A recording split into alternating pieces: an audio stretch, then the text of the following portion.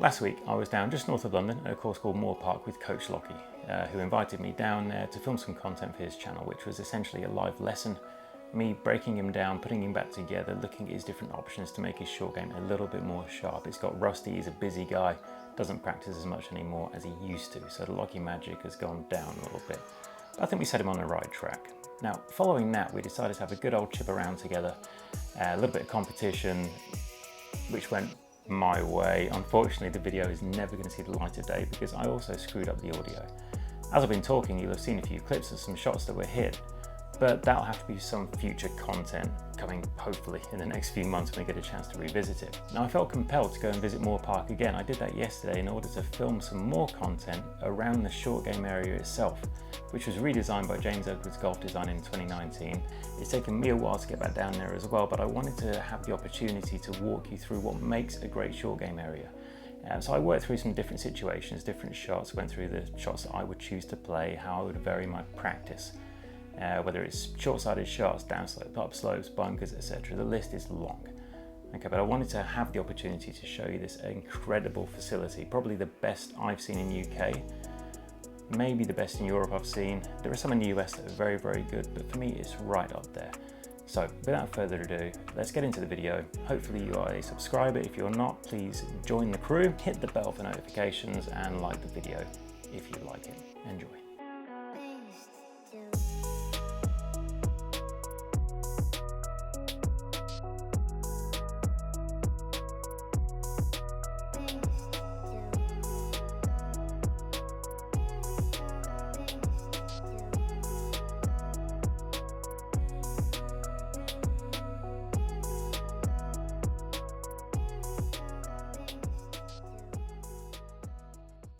Having somewhere relatively flat to play your basic shots is a given. Most practice grounds have that.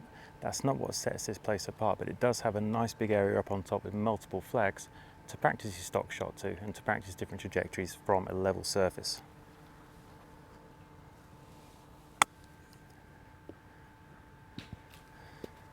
So the green plate is pretty firm, but as a practice I would just be flicking some around, different flights, different trajectories, different flags. A little under hit, but just knowing that I'm not having to mess around with downslopes, upslopes, side hills, nor elevation changes.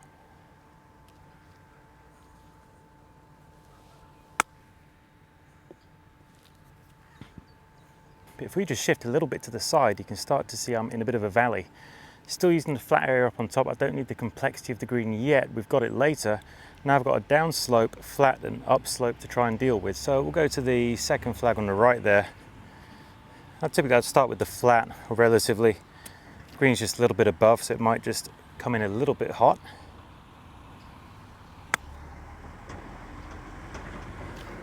Okay, slight push, not bad. Downslope, same flag. So I can start to make adjustments. Look to add a little bit of flight to it. Still plenty of space to land it on. I don't need to think about bumping this.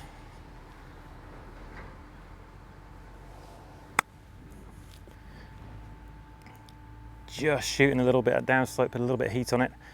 Upslope's going to be a little bit different.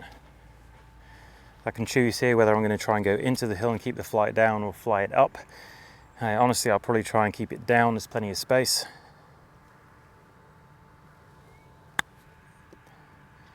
Just knowing the club is going to stick into that slope slightly. But pretty decent. So you can see quickly I can start to add a little bit of complexity using the slopes surrounding the greens.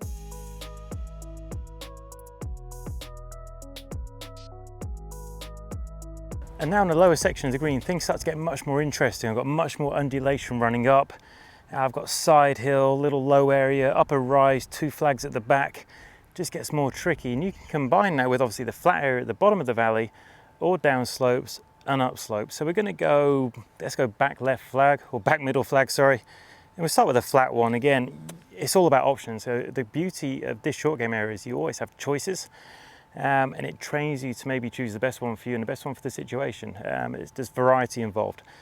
So I'm going to land it short of the upslope. I'm going to run it up and try and get it back to that flag. So it needs something a little bit lower than normal. Green's pretty firm, so it should release up there without too much trouble.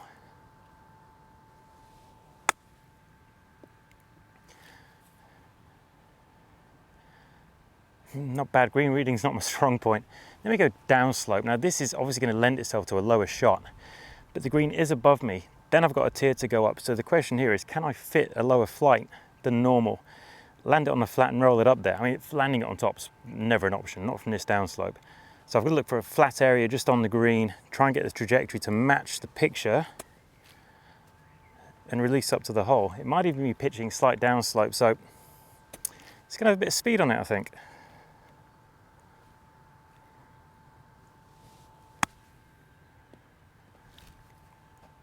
Easy, easy. Oh, it's going, it's going, it's going. It's gone into one of the runoffs. Now that is trouble. Tricky one for me this. I know the last one was overhit a little bit too much heat on the ball as predicted. Here's where you make a choice. Upslope, do you go with it and add flight so it landed on top, or do I go into the slope like I did up there previously and run it up? No, just for fun I'm going to go up. I've got the assistance of the upslope. I'm going to add a little bit more flight to it and try and get it up on top.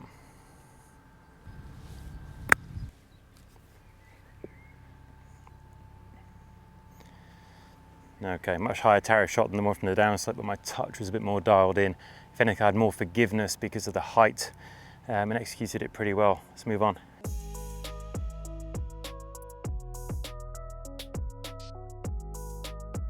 So you saw my second ball run off the back. Let's just say it's fed down to here. I'm a good 9-10 feet below the level of the flag. Very tight, very bare, absolute nightmare of a shot. Only way to get close really is try and bump into the upslope, but it's severe, it's risky, the risk being that it comes back down to your feet. The alternative is to be a bit more aggressive flight-wise and fly it further. Conservative in some ways though, in that if I miss it's going to be long, I'm going to be putting. Let's have a little run through. We're going to try and go a bit low-ish into the upslope, try and get it to pop up, maybe somewhere near the flag. Anywhere near, I'll be really happy.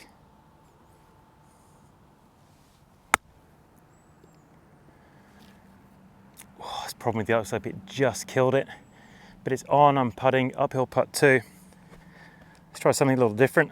Obviously this is hard pan, so hard pan, elevation's tough, green's above me. Let's try and pop it. I'm going to go a little bit heel down, face open. It's a slightly scary shot for me. See if we can get some elevation on it. That's too much. I mean, it's hit okay, but it's just been gunned. And the other alternative would be to go toe down and try and nip something in there, a little bit delicate.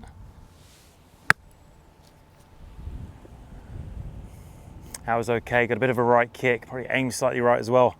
But that's the beauty of a place like this, it starts to engage you and get you to really think through your options and practice executing them so you can choose what's best for you.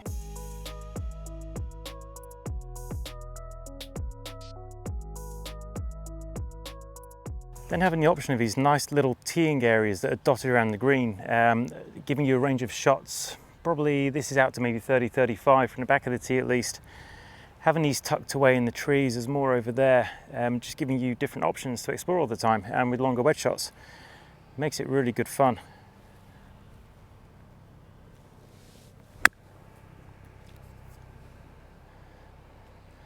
So you can start to practice something at just a little bit longer range if needed. You go up to that top left.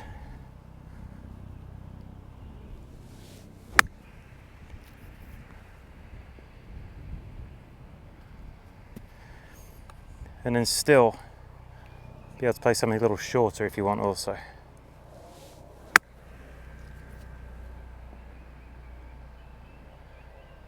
It's just a playground.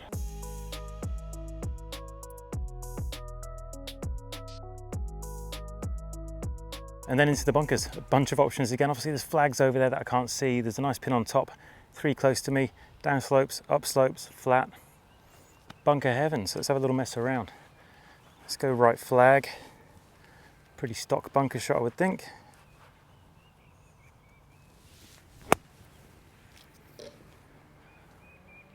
Came out pretty good. Let's go back flag, have a bit of fun with it. Try and hook it into the upslope. It's practice grounds. They're meant to be fun, remember.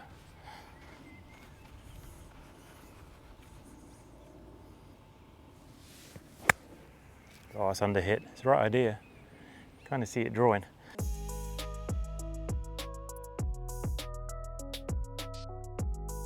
Finally we come to the rough, so got a couple of pins to choose from. Nice little short sides, we use these two here. Varying lies. We'll go fire flag to start with, need something kind of high and soft. Landing just on the fringe and feeding out to the flag, that'd be perfect. And you go a little bit toe down, a little bit face open. Lean with the hill. She came out really quick. Okay, we'll go flag in the middle, it's lying a little bit better. Again, this rough's not slowing it down a great deal, just experienced. That's pretty good. And then we'll get this one really stuck in. Ton of grass behind it, lots to go through. And try and pop it down to that flag. I'm actually going to play a little toe down running shot.